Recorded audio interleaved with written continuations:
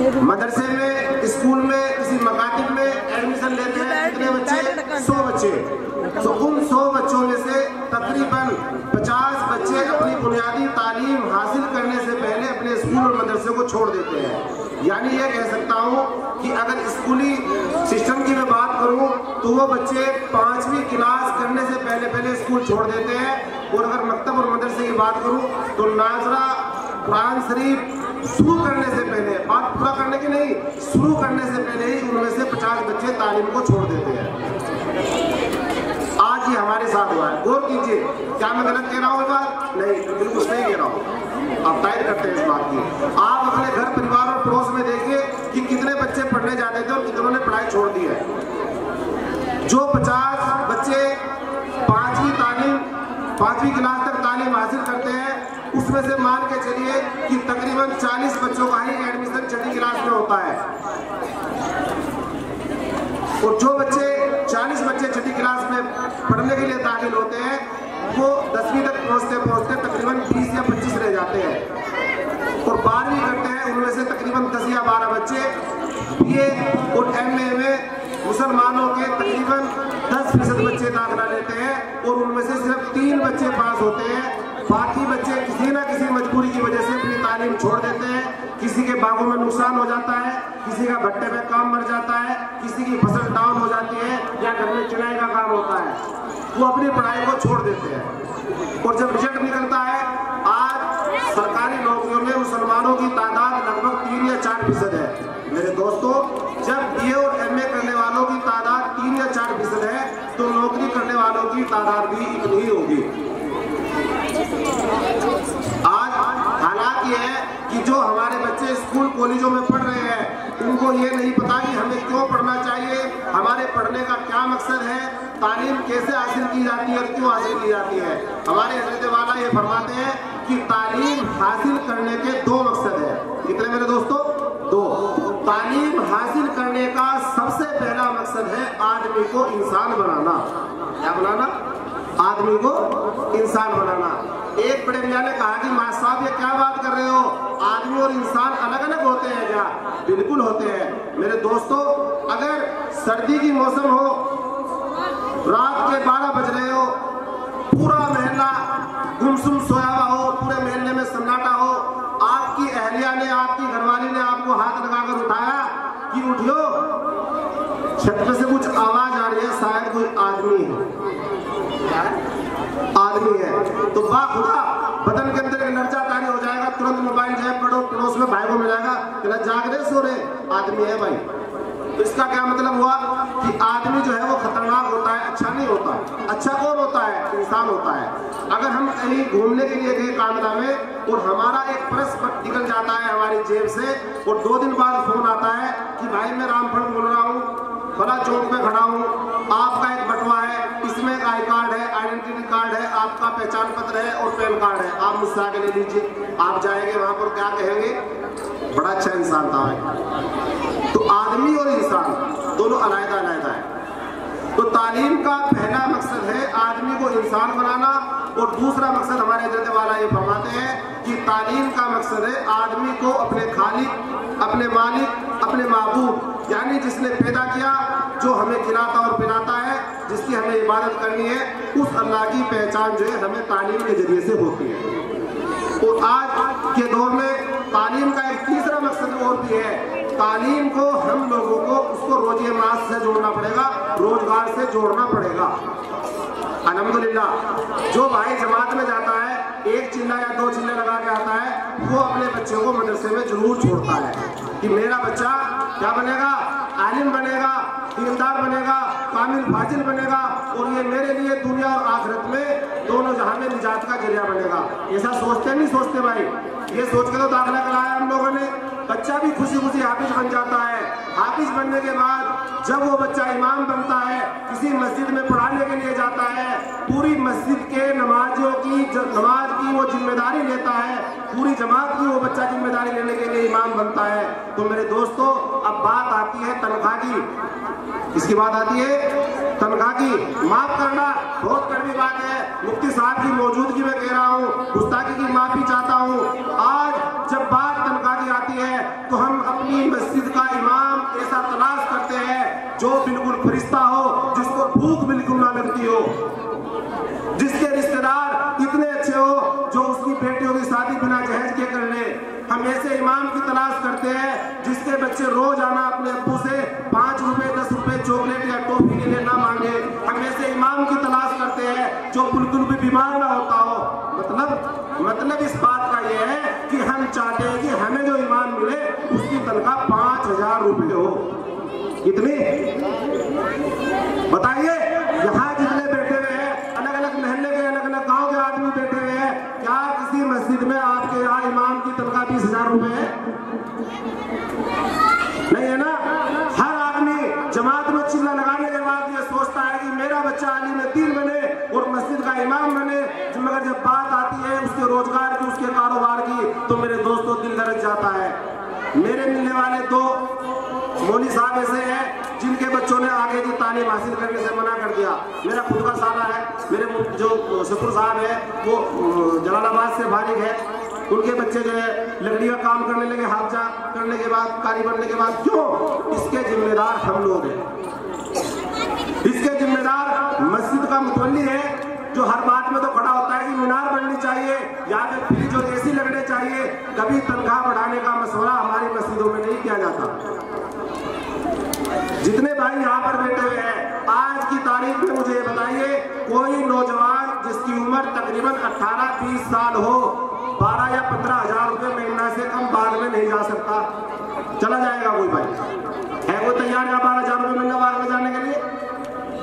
हमारे महल्ले का जो सबसे अदना सा मजदूर होता है उसकी रोजाना की आमदनी कम से कम 500 रुपए है।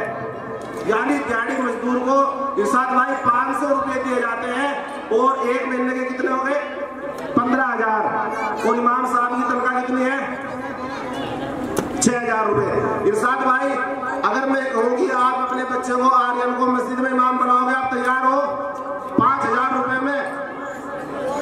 जी देख लीजिए, पूछे हुए दिल से ग्राम ऊपर होकर के अगर तैयार है, ये वो तरीका है तैयार है कहने का। भाई मेरे दोस्तों, बुजुर्गों, साथियों, आज हालात ये है कि अगर घर में 3 आदमी है, कितने? 3, और 3 होगी औरतें। अल्लाह ताला ने हर चीज का जोड़ा बनाया है, टोटल 6 आदमी हो गए। 6 बड़े मोबाइल घर में मौजूद है और एक मोबाइल का रिचार्ज 300 रुपए है। टोटल मिला के 1800 या 2000 रुपए महीने का रिचार्ज हो रहा है गरीब आदमी के घर में। तो हमें इसके लिए मशवरा करना चाहिए कि हमारी मस्जिद के आसपास जितने भी घर हैं उन घरों में जितने मोबाइल रिचार्ज होते हैं हर मोबाइल के साथ में 100 रुपए का रिचार्ज जो है इमाम साहब का भी करेंगे। पहली तारीख होती है इमाम साहब के खाते में 100 रुपए का फोन पे। यानी ये मानिए कि जिस मस्जिद में 30 घर लगते हैं, मैं अंदाजा लगाता हूँ तकरीबन वहां पर 150 मोबाइल जरूर मिलेंगे। जब घरों में लड्डू बांटने की बात आती है ना, कहना भाई फरजंद के बेटे की बहू का लड़का हुआ, कोथली आई, ये लड्डू आपको दिए जा रहे हैं, ये बताइए तुम्हारे घर में कितने घर हैं, कितने चूल्हे हैं? तो पता क्या होता है? कहना जी 2 लड़के भी ब्याह हुए हैं और एक होगी सास, 3 आदमियों को लड्डू दे दो।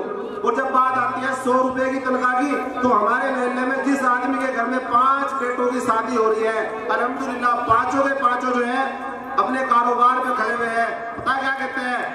एक आदमी के देंगे जी हम तो 100 रुपए, हमारे घर की जो मेन देनी है वो एक ही है। कहते नहीं कहते हैं? इंतजार भाई गलत गिरा गया।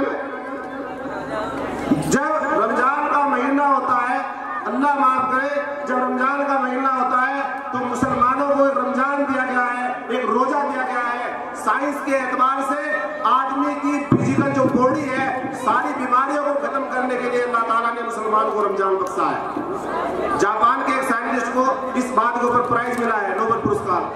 दीनी एतबार से बात करता हूं मैं, तो रमजान का एक मकसद ये भी है कि हमें गरीबों के हालात हमारे ऊपर से गुजरेंगे तो हमारे दिलों में उनके लिए उनसे मोहब्बत पैदा होगी। हम तो लाते हैं अपनी काली पन्नी में एक खरबूजा, 6 केले, थोड़ी सी खजूर और सेब भी लेते हैं, चीकू भी पकड़ते हैं। और इमाम साहब जिनकी तनख्वाह 6,000 रुपए, वो क्या पकड़ते हैं भाई साहब? मुफ्ती साहब। इसके गुनाहगार कौन होंगे? इसके गुनाहगार अपनी मस्जिदों के इमामों को तनख्वाहें नहीं दे रहे हैं। बाखुदा कल क़यामत के दिन आप लोगों का मुतवल्ली का गिरबान पकड़ा जाएगा कि जब आप चाहते थे कि आपकी मस्जिद तरक्की करे तो क्या हुआ, आपने क्या दिया अपने इमामों को। मुफ्ती तारिक मसूद साहब का मैंने बयान सुना था कि भाई देखो, हम ये नहीं कहते कि इमामों को तनख्वाह 50,000 दो, हम ये नहीं कहते कि 6,000 दो। पूरे महल्ले में जो मीडियम दर्जे का आदमी है, मीडियम तो समझते होंगे, जो बीच के दर्जे का है, न ज्यादा गरीब है न ज्यादा शौकार है, जितनी आमदनी उसकी है तकरीबन इतनी तो अपने इमाम को दी जाए। अगर हम ये कर लेंगे तो इंशाअल्लाह इससे फायदा होगा कि हमारे यहाँ मकातिब में मदरसों में पढ़ने वाले बच्चों की तादाद इंशाअल्लाह डबल हो जाएगी। और दूसरी बात दोस्तों, मैं अर्ज कर रहा था कि ये जो हमारे मकातिब खुले हुए हैं, मैं नहीं कह रहा, अभी मस्जिद फारूक में परसों एक प्रोग्राम था, जलालाबाद से मुफ्ती साहब आए थे, उन्होंने बताया था कि महल्ले में ये जितनी आबादी पढ़ा रही है, जितनी लड़कियां पढ़ा रही है, 99% इस तरह का कुरान पढ़ाती है कि उनका पढ़ाया भी ना पढ़ाया के बराबर है। तो इसलिए कोशिश ये की जाएगी हमारे सारे के सारे बच्चे मकतब से जुड़े। जो बच्चे स्कूलों में तालीम हासिल करते हैं उनके लिए इमाम साहब से, मौलाना से मिलकर 1 घंटे की तालीम का नज़म किया जाए कि हमारे बच्चे सिर्फ 1 घंटा आए। 1 घंटा में ये हो सकता है जैसे कि हमारे यहाँ मुनज्जम मकातिब का एक प्रोग्राम चल रहा है जमीयत की तरफ से, अल्हम्दुलिल्लाह मैं उसमें जुड़ा हुआ हूँ। बच्चे कुरान शरीफ भी पढ़े, दीनियात भी पढ़े और उनको जो है तौहीद के बारे में, इस्लामियात के बारे में सारी चीज़ें सिखाई जाए। हाँ, एक बच्चा रेगुलर रहकर मदरसे में पढ़ रहा है दिन रात, वो बच्चा कुरान पढ़ेगा 2 साल में, तो हम ये कोशिश करें कि हमारा बच्चा जो नर्सरी में स्कूल जा रहा है, जिसकी फीस 500 रुपये है, 1000 रुपये फीस है, वो रोजाना 1 घंटा इमाम साहब के पास मस्जिद में भी जाए।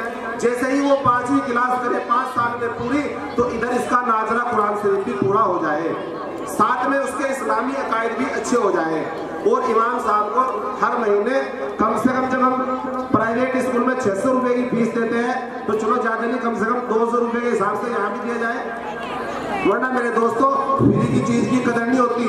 आज पढ़ने वाले इतने, अल्हम्दुलिल्लाह अल्हम्दुलिल्लाह, ये बड़ी बात है।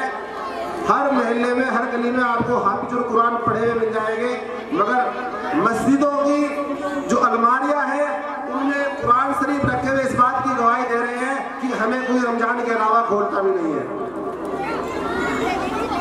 जब एक लड़की रुखसत होकर अपनी ससुराल जाती है तो उसके वालिद मोहतरम उसको कुरान देते हैं और लड़की का ससुर कुरान को ऐसे बड़े इज्जत के साथ लेके सर पे रखता है और ये कहता है कि मुझे तो बस यही कुरान चाहिए था और कुछ नहीं चाहिए था। और दहेज में कार भी ले जाता है, मोटरसाइकिल भी ले जाता है, फ्रिज और कूलर भी लेके जाता है वो, और झूठा क्या कहता है, मुझे तो बस यही कुरान शरीफ चाहिए था। अल्लाह ताला के यहाँ आदमी की नियत देखी जाती है मेरे दोस्तों। इसलिए हम अपने बच्चों को अच्छा पढ़ाएं, तालीम पे ज्यादा से ज्यादा खर्चा करें और लड़कियों की शादी में खुसूसन हम 1 रुपया ना खर्च करें, बल्कि वालिदैन के जिम्मे जो लड़की का फर्ज है, जो हिस्सा उसकी जमीन में, जायदाद में, संपत्ति में मिलता है, वो मुफ्ती साहब से पूछकर हिसाब लगवाकर लड़कियों को दे। वरना हालात क्या है आपको पता है, रोजाना मोबाइल देखते हैं कि जो हमारी बच्चियां जो जहेज ना होने की वजह से जिनकी शादियां लेट हो रही है, क्या हाल हो रहे हैं। बहरहाल अपनी बात को मैं खत्म करते हुए यही बात कहना चाहता हूं मेरे दोस्तों, अगर आपके बच्चे स्कूलों में पढ़ रहे हैं तो थोड़ा ध्यान दीजिए। बच्चा 10वीं क्लास में पढ़ रहा है इसी साल, और अभी फिलहाल मौजूदा एक रेलवे की भर्ती निकली हुई है मुफ्ती साहब, 32,000 आदमियों की भर्ती है, 10वीं पास बच्चों के लिए है, 8वीं सवाल के लेवल उसमें आते हैं और 30,000 रुपये से नौकरी की शुरुआत है। हर साल 4,000 रुपये बढ़ते हैं। मगर मेरे दोस्तों, नतीजा ये है कि जो हमारा बच्चा 10वीं क्लास में पढ़ रहा है उस पर 6ठी क्लास का सवाल नहीं निकलता। इसके जिम्मेदार कौन है? इसके जिम्मेदार हम हैं, क्योंकि हमने सुन्नतों पर अमल करना छोड़ दिया। ईसाई की नमाज के बाद मुसलमान से ये चाहा जा रहा है कि वो अपने घरों में रहे। अल्लाह के नबी की हदीस से भी साबित है कि सिर्फ तालिब इल्म को जागने का हुक्म है या जिसका रात का काम हो, मसलन पहरेदार वगैरह। अपने बच्चों को मगरिब से लेकर तकरीबन रात के 10 बजे तक अपने सामने बस्ता खोलकर बिठाइए, तो इंशाअल्लाह बच्चे पढ़ेंगे और तरक्की करेंगे। और इन इमामों का ख्याल कर लीजिए, वरना एक टाइम ऐसा आएगा मेरे दोस्तों की महल्ले में कोई जनाजे को नहलाने वाला और निकाह पढ़ाने वाला